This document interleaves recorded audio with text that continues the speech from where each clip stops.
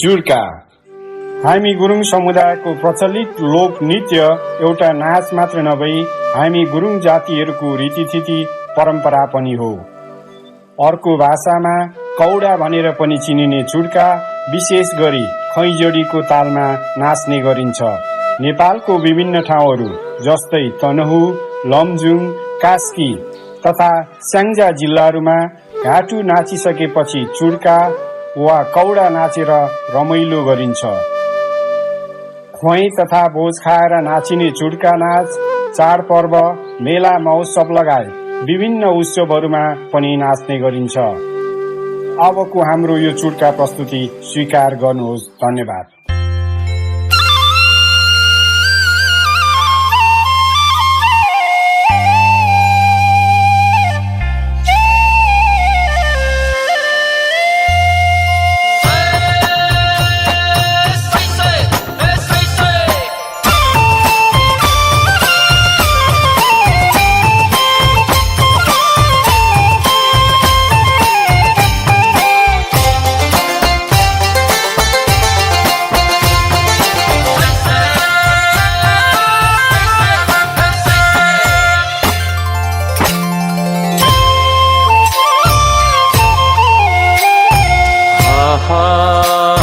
साइली मैली भन्दा पनि कान्छी छाबमो खैजडी डम्फु ताल भन्दा मादल ताल छाबमो खैजडी डम्फु ताल भन्दा मादल ताल छाबमो साइली मैली भन्दा पनि कान्छी छाबमो साइली मैली भन्दा पनि कान्छी छाबमो